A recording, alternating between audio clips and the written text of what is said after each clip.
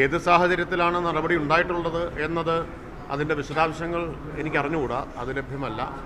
നാടകത്തിൻ്റെ ഉള്ളടക്കം എന്താണ് എന്നതും അറിഞ്ഞുകൂടാ. നമ്മുടെ ഭരണഘടന ഉറപ്പു നൽകുന്ന മൗലികാവകാശങ്ങൾ സംരക്ഷിക്കാൻ ഹൈക്കോടതി പൊതുവിൽ ആ ഉത്തരവാദിത്വം നിറവേറ്റുമെന്നാണല്ലോ നമ്മൾ പ്രതീക്ഷിക്കേണ്ടത്. ഏത് സാഹചര്യത്തിലാണ് എന്നറിയാതെ ഞാനിപ്പോൾ അതിനെപ്പറ്റി കൂടുതൽ അറിയില്ല. ഇപ്പം നിങ്ങൾ ചോദിക്കുമ്പോഴാണ് ഈ കാര്യം ഞാൻ മനസ്സിലാക്കുന്നത്, ഇങ്ങനൊരു നടപടി വന്നതായിട്ട്. അപ്പോൾ അതിൻ്റെ വിശദാംശങ്ങൾ മനസ്സിലാക്കിയാൽ മാത്രമേ ആധികാരികമായിട്ട് അതിനോട് പ്രതികരിക്കാൻ കഴിയൂ. എന്താണ് പരാതി, നടപടിയെടുക്കാൻ എന്താണ് കാരണമായിട്ടുള്ളത് തുടങ്ങിയ കാര്യങ്ങളെല്ലാം മനസ്സിലാവണം. എന്തായാലും അന്വേഷണം പ്രഖ്യാപിച്ചിട്ടുണ്ടെന്ന് നിങ്ങൾ തന്നെ പറയുന്നു.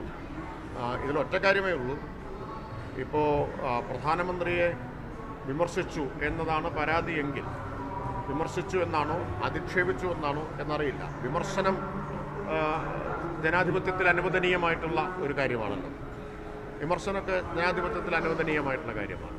അപ്പോൾ എന്തിൻ്റെ അടിസ്ഥാനത്തിലാണ് കോടതിയുടെ നടപടി എന്ന് വ്യക്തമായി കഴിഞ്ഞാൽ മാത്രമേ അതിനോട് കൂടുതൽ വ്യക്തമായിട്ട് പ്രതികരിക്കാൻ പറ്റൂ.